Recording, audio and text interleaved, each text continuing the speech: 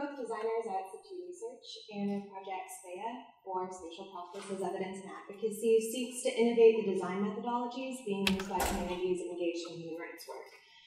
In our presentation, we're going to take you through our design process by looking at 3 examples of cases that we've been working on, and then we're going to talk about an ongoing project in Ukraine that will further demonstrate the impact that SPEA has had. Human rights practice is experiencing an influx of new technologies and information. We believe that the synthesis of different sources like satellite imagery, social media content, citizen video, and spatial models can amplify underrepresented voices in advocacy and litigation work. Data overload can pose challenges to admissibility and legibility, however. Our approach to these challenges is spatial and visual and is fundamentally informed by the needs of our collaborators. As architects, geographers, and developers, we engage in community-centered research, we synthesize information, and visualize our findings in interactive reports. In the highlands of Papua New Guinea, a community around Porgera has been resisting a mining corporation that's been displacing them, including their water, and we've been involved in a participatory mapping project there.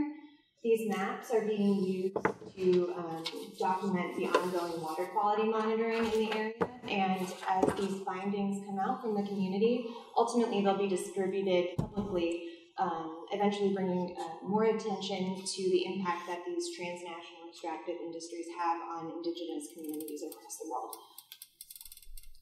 SPEA is also creating new applications for visual evidence and human rights inquiry. Our work with the International Criminal Court broke new ground as the first digital tool of its kind to be used by the Office of the Prosecutor there in the courtroom.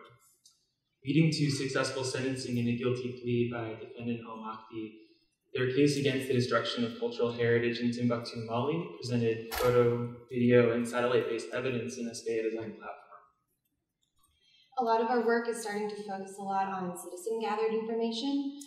In this case, civilians in a suburb of Kabul have been working for 3 years with journalist Matthew Akins to document alleged U.S. war crimes in their community.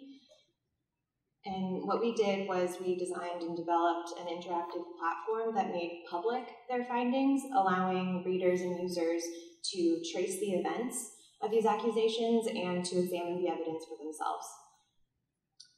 The core concepts of the SPEA project are coming together on a project in Ukraine. We're working with civil rights lawyers there to design a tool for the analysis of citizen video as evidence. On February 20th, 2014, during the height of the Euromaidan protests in Kiev, 50 civilian protesters were killed by police forces. Since, human rights and computer scientists at Carnegie Mellon and Ukrainian activists and engineers have gathered massive amounts of data supporting the case against police. So this data varies. There are surveys, 3D point clouds, massive amounts of citizen-gathered video, as well as ballistic and medical reports. And our task from the collaborators was to synthesize this data and to also visualize our analysis, ultimately for presentation in Ukrainian courtrooms.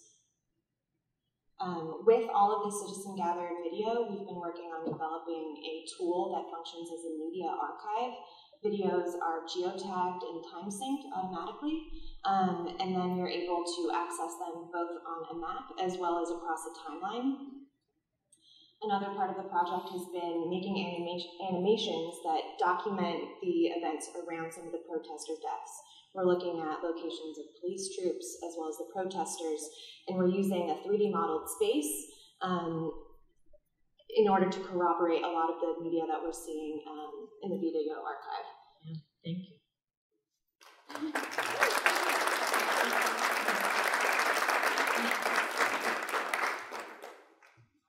What brings you into a project? Like, how did this come about? We had been working for several years with various human rights lawyers and advocacy groups. And a couple years ago, we were fortunate enough to apply for grants through the MacArthur and Oak and Open Society Foundations. And with that funding, we've been able to work with collaborators such as Amnesty International, the International Criminal Courts, the Human Rights Law Clinic at Columbia University, among others. These are clearly helpful tools. How does this work help build capacity within communities you work in so that they can develop and use their own tools? One of the next really big steps for us is working on making all of these tools open source. And it's something that we're already working on, but that's definitely the ultimate goal. We want other advocacy groups, other community activists to be able to use these tools for their own cases that they're working on the ground. Our work in Papua New Guinea as well is really about developing a monitoring tool that can be used by folks in the community around the gold mine to upload images, to continue to monitor the water quality around them. And to disperse the information with people on the ground who usually don't have access to that information. In an open source platform like that, who would be the moderator? It's really about kind of inviting multiple perspectives. So part of our work is trying to build tools for that multi-vocality of a tool that can include both body cams on police officers and citizen video of a stop on the side of the highway. Are people approaching you with the media, or are you maybe calling social media platforms to find video and other things that you can apply to the platform? We've been really fortunate because a lot of the collaborators we have activists and people on the ground that are able to give us a lot of this data. But yeah, you're right. You're able to scrape a lot of information from Twitter, from Facebook, and we've been using that in some of our projects as well. Can you talk a little bit more about the advocacy aspect of your work? Sure. We do a lot of work with advocacy groups, such as Amnesty International.